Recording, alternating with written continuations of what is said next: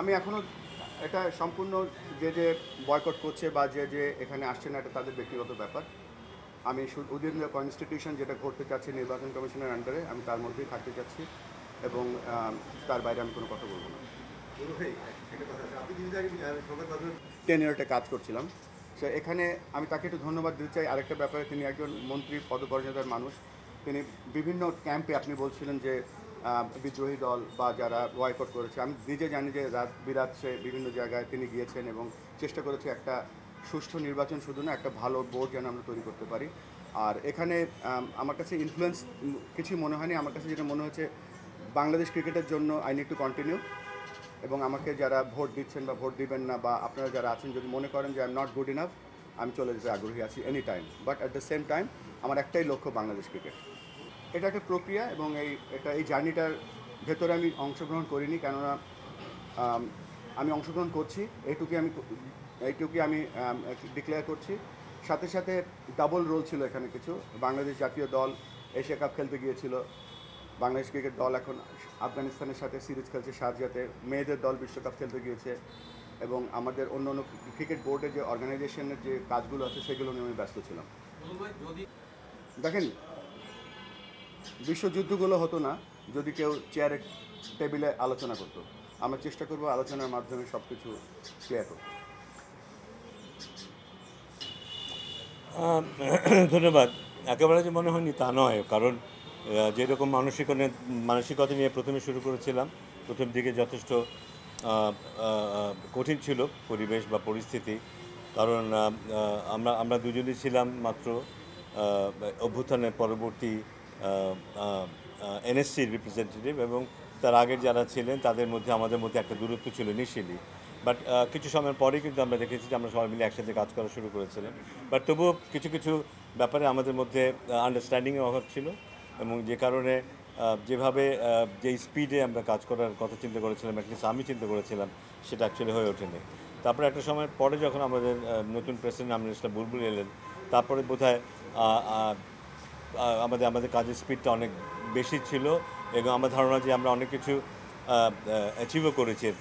এর বেশ কিছু ব্যাপার আছে যেগুলি ভিজিবল, আবার বেশ কিছু ব্যাপার আছে যেগুলি ভিজিবল না।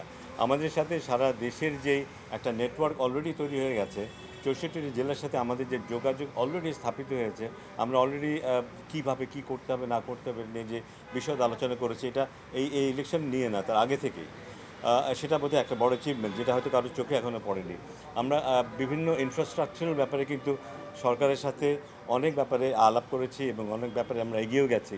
আমার ধারণা আমরা যদি ইনশাআল্লাহ পরবর্তীতে আসতে পারি, আপনারা সেটা দেখতে পারবেন, আমাদেরকে মাঠে দেখতে পারবেন আমাদের অ্যাচিভমেন্টগুলো, বিশেষ করে ইনফ্রাস্ট্রাকচারাল ডেভেলপমেন্টের ক্ষেত্রে 8টা বিভাগকে নিয়ে আমরা যে স্বপ্ন দেখছি, আমরা যে বিকেন্দ্রীকরণের মাধ্যমে যে স্বপ্নগুলো দেখছি, সারা দেশে ক্রিকেটে ছড়িয়ে দেওয়ার ব্যাপারে যে স্বপ্নগুলো দেখছি, এগুলো অনেক কিছুই ভিজিবল হবে হয়তো সামনে 6 মাসের মধ্যে। তো আশা করি যে অনেক পরিবর্তন আসবে। আনবিলিভেবল কন্ট্রিবিউশন তাদের ক্রিকেটে আছে। তো অ্যাকচুয়াল তাদের রোলটা কি, ক্রিকেটের তাদের কতটুকু প্রয়োজনীয়তা আছে, তারা তারা কতটুকু কন্ট্রিবিউশন করতে পারে বাংলাদেশ ক্রিকেটে, সেটা আমরা তুলে ধরবো এবং চেষ্টা করব তাদেরকে ম্যানেজ করার। এবং ঘুরে ফিরে তো আমরা একটা সমাজেরই লোক, হয়তো আমরা পারবো ইনশাল্লাহ।